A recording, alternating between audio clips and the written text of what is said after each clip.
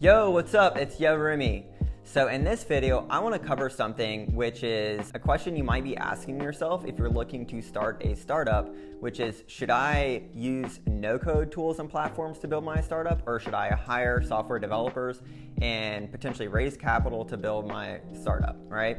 So that's a question a lot of founders, I feel like, ask themselves right now, maybe solo founders or even early stage teams, which is, should I try to leverage these no-code tools and platforms that are out there? So I actually did a video in the past, which I'm going to link down here. You might have seen it if you're a subscriber of mine to this channel, but I talked about the no-code movement, some of the makers that are leading the way in it, some of the tools and platforms, and then some examples of some real kind of businesses that you can build using no-code tools.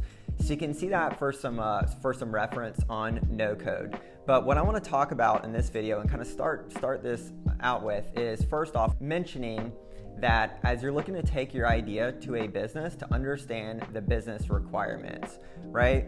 So first, understand the business requirements. So for instance, if you're looking to start a marketplace, what are the core requirements of that then you would need to validate or build from a product side and then need to take to market and validate? So that will help you make the decision on, is a no-code tool or platform the best option, or should you go to a more kind of custom software solution? Now, the other thing to kind of keep in mind, so that was the first. Now, the second, since I like the 1, 2, kind of 3 points in all my videos, is to really understand the time, resources, and then the team or the skills that you have. So time, right? So what I mean by that is, are you looking to literally get your idea out to market as quick as possible, or do you have some initial kind of product or service existing that's generating revenue and you already have a runway, and you just might have 6 months or 12 months? So just understanding your timeline on that.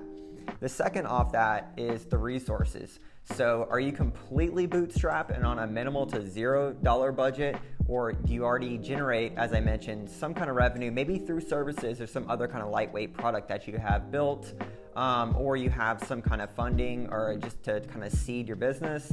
So just understanding what kind of resources that you have at your disposal. Then the next is, if you're a solo founder, understanding your skill sets, right? So if you have custom, or if you are a developer and you're fluent in software development, then of course you understand that you have those skills. So that's building a custom software solution is not going to be a big hurdle for you. If you're a solo founder and you're not technical, well, unless you learn how to code, which was kind of a thing that most founders thought they had to do 5 or 6 years ago, you're probably going to lean towards more no-code tools and platforms. If you have a team and it's, say for instance, 2 founders and one's technical and then one's more on the business side and marketing, then it might be, you might kind of find yourself in the middle, and maybe you might say, hey, we have these kind of technical skills at our disposal as a kind of 2-person team in the earliest stages. So that might kind of let you then consider custom software as your ideal solution for your product. So that was the second, is just really understanding your timeline that you have, your resources, and then your skills as a solo founder, or the skill sets that you have as your kind of your initial team. Now, something else to kind of think about is, when trying to choose the right way to move forward with building a product, is, also what are your goals with building this product, along with your kind of requirements that you have, and then being aware of your time, resources, and skill sets. But what are your goals, and then what do you kind of see as your long-term needs as a business?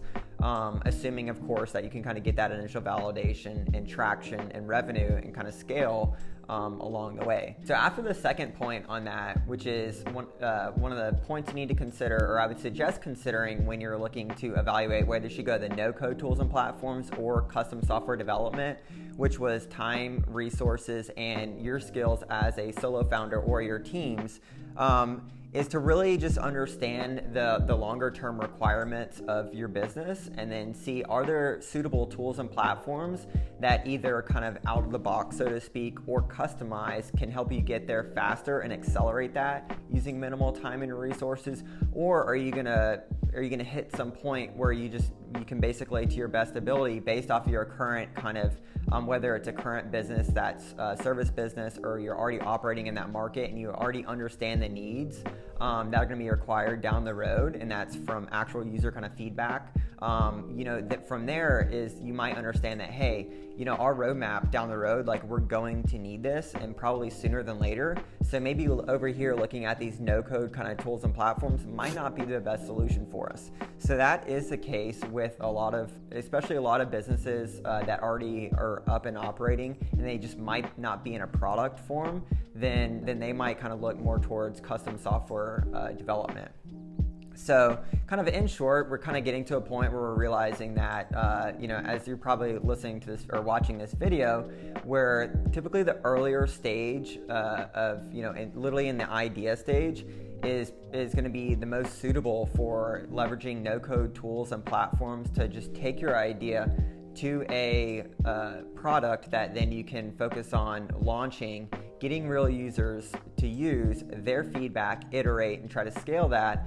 That's typically when it's going to be appropriate to use these no-code tools and platforms.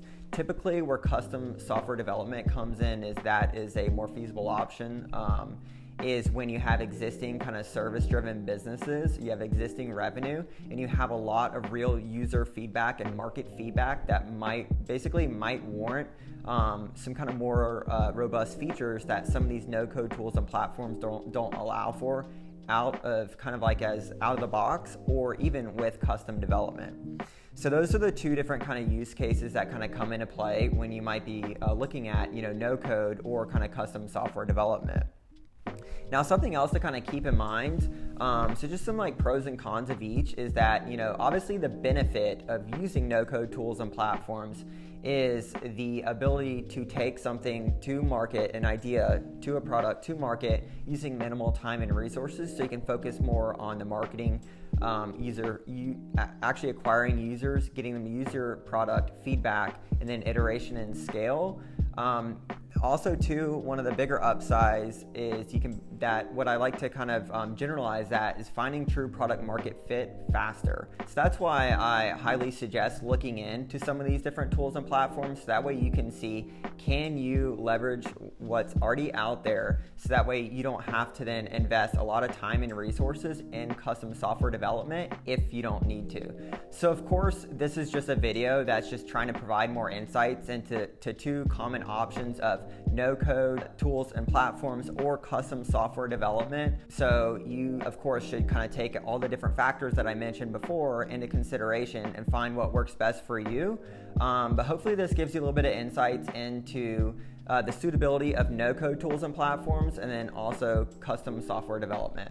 So if you like this video, hit the subscribe to the channel. It keeps me motivated to make these videos. Hit the like and comment below if you have any questions. I try to answer all the questions and then make my next videos based off those questions. Until next time, see ya.